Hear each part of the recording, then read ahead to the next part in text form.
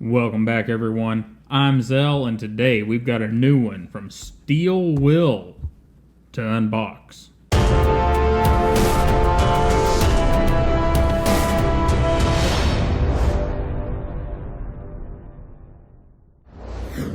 Alright, guys, I just got a call the other day from Steel Will. They said that they had the Cutjack ready, so let's get a look at how they package this thing to start with. We got a nice sleeve. It says Steel Will Urban on the back of it. Has their website and, of course, the little Made in China logo, which we'll see what that comes up with. We know that Made in China does not mean what it used to. And we've got Steel Will knives there on the top of the box. And I even have the Steel Will logo on one end and Cutjack on the other end. So far, fairly decent with the packaging. And let's see, what do we have? Steel Will Urban Series, blah, blah, blah. Thank you for choosing us type stuff. And Steel Will on the back. And here we have inspection date, model number, register your knife online at Steel Will Knives, certificate of authenticity, Steel Will. Okay, for whatever that's worth, that's kind of cool. And then we have a little baggie, has a knife in it. What do you know? Alright, guys, so this is our Cutjack. Get closer up here, and what do we get with it? Well, we got FRN scales, and it looks like we've got good hardware. We'll check that here in just a minute. We got, I don't know if I'm too hip on that pocket clip. We'll have to see what it does whenever we get it down in the jeans. And we've got a nicely centered blade, and that blade's made of D2. We're running on phosphor bronze bushings, and the action works extremely well, apparently. Oh my goodness, that was amazing for less than 50 bucks and phosphor bronze bushings right out of the box. I mean, it's almost drop free out of the box. That's pretty impressive. So let's check our hardware. I have a T8 already set out here. I kind of knew we'd need that. That's not bad. Feels pretty good in that pivot. Sits down in there kind of deep and doesn't have a whole lot of play in it. Let's check our T6s here. Same thing here. T6s feel pretty good.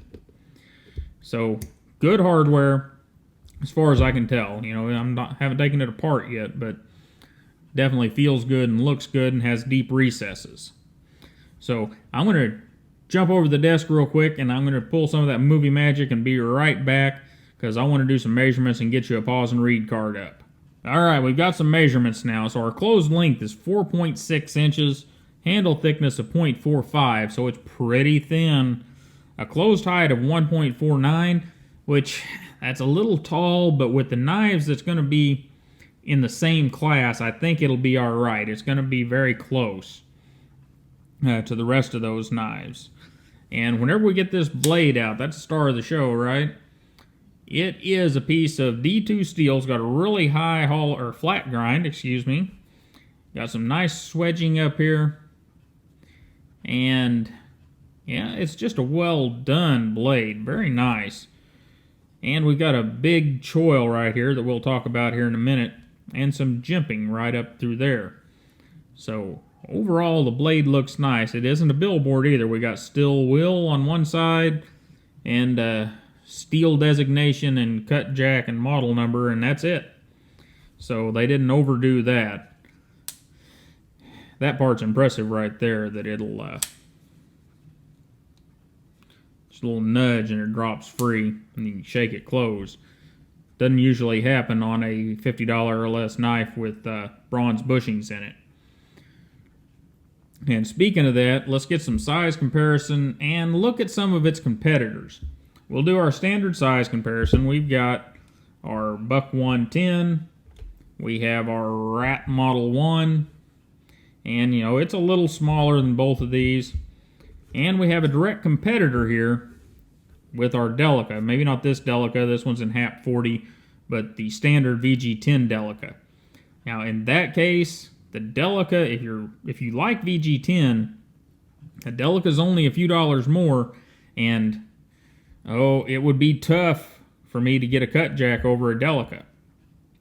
And that's just, the ergonomics on the Delica are just so good, and it's such a light little knife. It's an ounce and a quarter lighter than the Cutjack. So if you're looking for a lightweight knife, the Delica is definitely the thing to be looking at. Now, I'm not a fan of EG10, you guys know that, but it does come in other steels. You know, this one's HAP 40 from the sprint run last year. Thank you, Nick. And anyhow, let's move on along. The Rat is definitely a competitor, but it's smaller than the Rat. The Avispa is a competitor as well, and so is the Zancudo. And it's really tough to play in the same field as these three knives. Because if you get this one in a plain plastic handle, or Zytel, or whatever they call it, this knife is only about $35, $37. These two, in your standard handles like this and D2 steel, are the same. They're 35, 36 bucks right in there. It makes it really, really hard to suggest the newcomer without some proof that it's a great knife, because we already know the mechanics of these knives, and they are very good. Now, the other place this thing's got to compete is with your Kershaw Dividend and its big brother, the Link. However, that's not fair. These things have got 420 HC in them, and that does not compare to D2. Now, the Spydercos, though, we've got the Tenacious, we've got the new Polestar, and where'd it go? She was out here a minute ago. Up, right there. And we have the Bird Raven 2. These knives are all very good knives. Now, the Tenacious has been overshadowed by the Raven 2 and the Polestar by quite a bit, just because of steel quality and build quality. These two knives are built way better than the older Tenacious, even though it's a pretty decently built knife for what it is. But these two knives are going to make it pretty hard for Steel Will to jump in there. Because, you know, the Raven 2 is very similar in a lot of ways to the Cutjack. It's got a little less blade than the Cutjack, but we've got the same forward choils. We've got, you know, this is more of a drop point with a bigger belly, but similar blade profiles, kind of. And, you know, it's just going to be tough. Same thing here with the Polestar. We don't have that forward choil, but we end up with the same amount of cutting edge. So these two knives are going to give that Cutjack a run for its money for sure.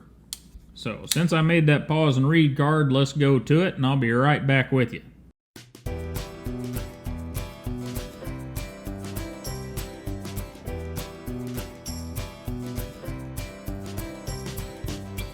Alright, like what it said, this thing's running on phosphor bronze bearings, and it is pretty darn smooth. And ergonomically, if you use that forward finger choil, this thing is very good in my medium-large hands. It is just really good. Back up on it, it's still pretty good. It's not perfect there, but the handle is short enough you can thumb cap this thing in your reverse grip, get it in your draw cut grip. You're pretty much good to go. I mean, they've done their homework there. The ergonomics are good. And you, of course, have the flipper tab there to keep you from running up on the blade. Unless you're, and my problem would be, is I would always grab it like this. Probably almost every time, so I lose that flipper tab deal. But the ergonomics are good. Let's get it in Levi's and see how well it works real quick. Let's see, stuffing it down in there. Hey, it's alright. We've got plenty of curve right here, which would hopefully make it not grab into things. We got our lanyard hole sticking out just above the pocket. I'm not a huge fan of these big panhead type screws. I just don't like that look, but they work fine. Now we do have one problem. Ooh, I can see that one. Look at the crazy amount of lift that pocket clip's got there at the bottom. That's bad. That's really bad. And let me show you why. This knife is a candidate for walking up against something somewhere, and there goes your knife. I don't know how many of you deal with that. You know, those of you that work in an office or stuff like that probably don't have to deal with it, but if you ever been walking through a barn or walking through an industrial facility, there are places where you've got to get skinny to get through it, and I have lost more than my share of knives that way, and this is definitely a candidate for that problem as high as that thing sticks up. So, not a fan of that. Alright, so what's my initial impression of this guy? Well, Steel Will did a very good job, but I'm not crazy about the texturing. It doesn't have the grip that your Delico with its bidirectional texturing has. It doesn't have the locked-in feel that your Spyderco or your Rat or your Bird knife has, unless you get it up here. Get it up here if you feel locked in. You grab it back here, it's not there. Now, not a big deal for me. I'm going to grab it here pretty much every time, but I really think that Steel Will's choice of just this basket weave was not a great choice. Now, is it going to matter to most people? Probably not. It's going to be plenty grippy for most people to get a hold of and do whatever they need to do. I'm just being nitpicky. Now, the pocket clip and that flip up on that pocket clip, that is an issue, and Steel Will, let's do something about that. Let's soften that raise up a little bit or do something, because that is going to cause lost knives. That's a ridiculous amount of kick up. You know, I don't know if we can do that here. We got a pole star, and then we got see, there's your pole star. There's this one. It's quite a bit more kick up. It's definitely not a good thing. See, there we go. Anyhow, overall, it's a great effort, and it's a beautiful knife. I do wish that they had done something with the texturing here, and they really need to do something about that pocket clip. Now, the pocket clip is tip up left or right hand, and you know, I can take that out to the vise, and I can straighten this pocket clip up. That's not a huge deal. It's just disappointing to see it come from the factory that way. Anyhow, guys, this has been the Steel Will Cutjack. This is the FRN and no bearings. It's just on bushings, and that is the highlight there, right there. I mean, my goodness, that action for a knife on phosphor bronze bearings, and especially a knife in a lower price category, and there's no blade play.